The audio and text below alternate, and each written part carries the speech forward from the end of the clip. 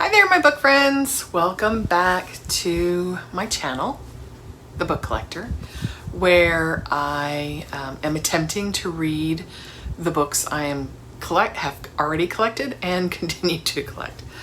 So this week, so it's been a rough June. I have not done much reading. I had jury duty. I've had some family issues. I got mad at a book and didn't read anymore. And so to kind of get me out of my slump,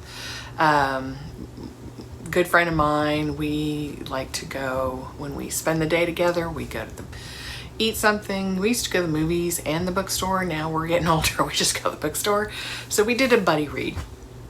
And I've actually looked at this book a long time because the cover is so beautiful.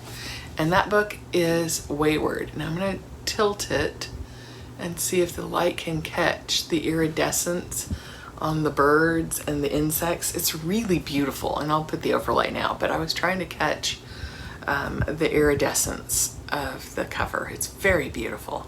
So I've looked at this cover and really wanted to read the book because of the cover.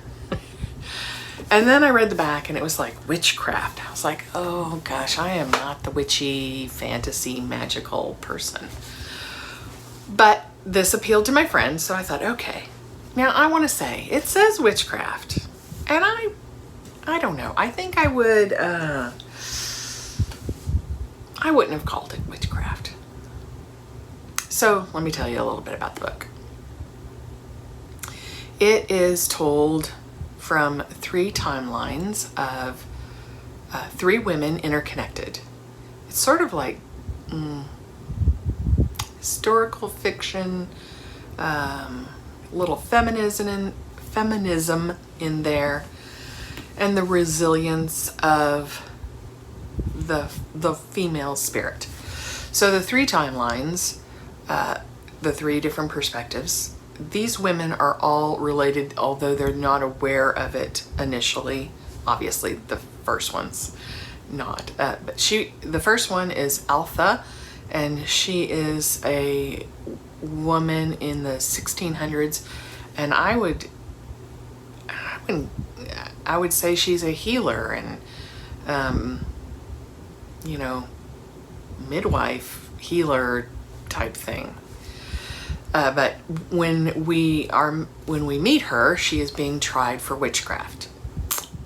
And, people are familiar with the stories of the witch trials. If they didn't like a woman or, thought she was above her station, she was witchcraft. So anyway, she's being tried. And then the next timeline is in the 1940s, and that's Violet. And she was my favorite storyline. She is a teen girl, motherless, who is being raised by a father who, I don't know. I don't think he really wanted to be a father. He's not a good dude. And kind of the repeating pattern in all 3 of these storylines is bad dudes in their life and some violence and not good men.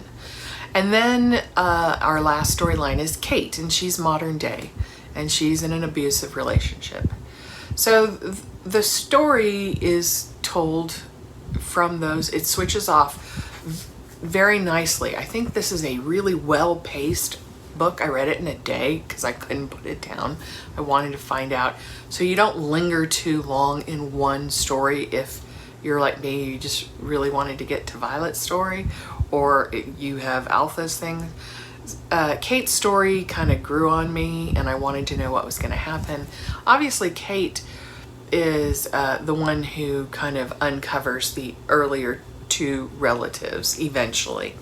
And so that uncovering is interesting as well.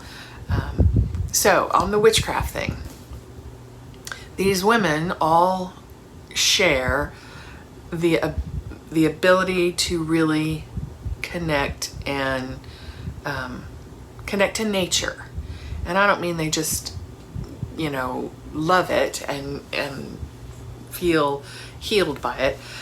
They they don't get stung by bees and the the bird will come and sit on one of their shoulders, and you know, things grow well for them. And so that's the overlaying of what is being called witchcraft or witchy. And I don't know, I've met people who really have a nice connectedness to animals, or have we call it a green thumb. We don't call them witches. So I don't know. Yes, it does rise to a different level, I will say. And I don't want to spoil it, but if you're like me and you don't typically read witchcraft or fantasy, that kind of stuff, I don't really, I mean, I guess it is in that realm, but it didn't strike me. There's no, you know, cauldron and spells and stuff. It's an affinity and connectiveness with nature.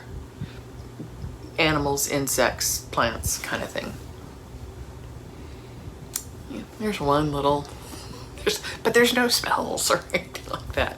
They're healers, and yeah, I enjoyed it. I enjoyed Violet's story, I think the most, perhaps because it felt the most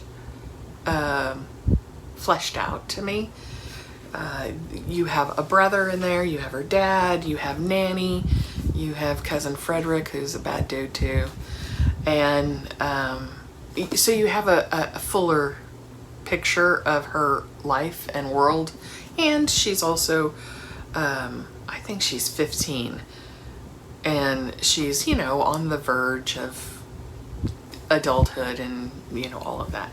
So hers is more complete. Alpha's is, she is being tried as a witch. And so you are immersed in her thoughts and her experience being held, confined, and then the trial and what that endures, what that looks like and how that feels to her. And then Kate is our modern day character who is in an abusive relationship, and she finds out that her great aunt Violet has left her a cottage. So she basically escapes to the cottage, and it's when she's there, she, you know, she gets her own strength, she realizes her own gifts, and then she also uncovers her story about she didn't really know Aunt Violet, and then Alpha as well. So, you know, Alpha's is the tiniest, but it's the most, it's told from with her feelings and thoughts and things revealed. And then, you know, Violet is a bigger picture, and then of course Kate uncovering these things. I really liked it. I gave it a 4 stars. Yeah, I enjoyed it. So it is, you know, I think 4 stars is I loved it. You know, I get right close to that. But yeah, I think it deserves a 4 star. I think because I was really surprised at how I felt and how quickly I read, and how the pacing of it I thought was fantastic to just be immersed in it and read it all the way through. So that's it for me this week. I hope you'll, you know, if you don't typically read books like this and you think, oh, you know, that's not for me, I don't do that kind of book, maybe try it. I really liked it a lot. You know, it's feminist, strong women, resilience, and overcoming the bad dudes, and, you know, all of that stuff. But good pacing, good writing, interesting story, well told. Okay, until next time, keep reading.